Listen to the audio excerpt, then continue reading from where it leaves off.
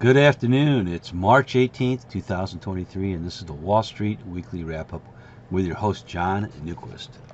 And it's all about the economics of the banks. FRC, First Republic. Wow, look at that waterfall. That's just like off a cliff. Uh, this week, 11 banks, including JP Morgan and US Bank and Citibank, put in billions to help support the failing bank. Now, this is after, Silicon Valley went down.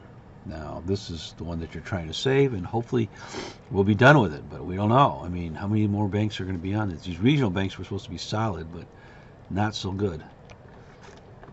JP Morgan, even though it's got the best balance sheet, still took a hit too. I mean, 145 to 126. Everybody's going to go in there.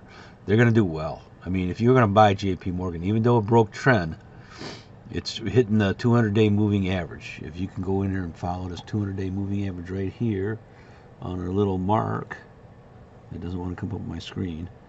There we are, right there. That's a good spot. And the stats from the weeks, wow, the 2-year note went down 0.66. It was over 5 a couple weeks ago, and now it's over 5, 3.87. And again, crude oil, holy smokes, it broke the $70 barrier, and I'm seeing it down. I mean, gas prices went down 29 cents this week in my town. Gold is up, it might go back over 2,000, and we're all watching the different things. But crude oil is a big one. A lot of talk was going to be $100 crude oil this summer. Maybe it will, but it's got to be a catalyst. Got to be a catalyst. Index such as the Dow, still down for the year, still down. I want to put up the XFL because the banking sector exchange traded fund is something that really had some issues. I mean, holy smokes! I mean, this is a 20% hit overall in the banks. So you can notice JP Morgan's close to about 15%. But I mean, there's other banks in this thing and not good. When is a good time to buy these? I don't know. I mean, you don't know what the extent of the damage is, because if it's one after another for a few weeks, not going to have that much money left. And we got to see what the Fed does. I don't even know if the Fed will raise rates.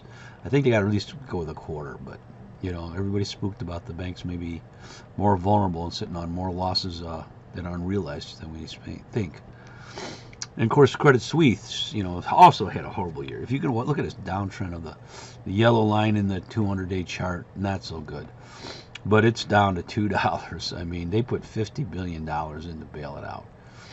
I mean, I know the U.S. bank stocks are bad, but man, this is a horrible one in Switzerland. And of course, they've had nothing but issues. So, they're trying to save it. So we'll see. And then Bitcoin. Look at this. We've been buying when it was in this big trough at 16, 18,000, and then we nibbled again in 20,000, but now it's at 27. I mean, it's incredible. I mean, this is quite the unexpected comeback. Remember, if you would have bought in about $17,000, you're up 30-some%. It is one of the best performing commodities this year. And NVDA, well, you can't say nothing but greatness in NVDA. The Chat GPT requires the NVIDIA chips for AI. Baidu tried their own thing. No NVIDIA chips, not so good. I just got 4.0, which scored in top 10% on almost all the tests, including law school. Morgan Stanley says, generative AI is too much of a megatrend to be distracted by short-term concerns in gaming. Remember, gaming's down, data centers are slowing.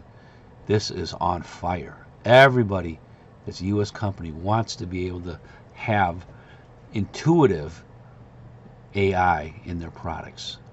Wouldn't it be nice when you go to the search engine and kind of knows what you want to go and do and give you the right results instead of this is not good, this is not good, And then Microsoft's going to put it in Office.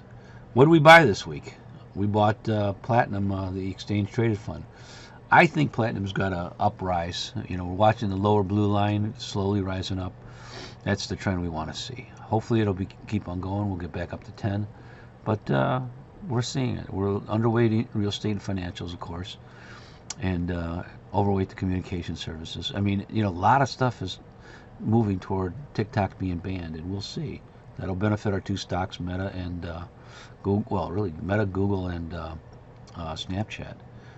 So will it happen? There's a lot of issues. They're going to testify in Congress, so We'll see you next week. Have a good, safe week. Stay healthy. That's it.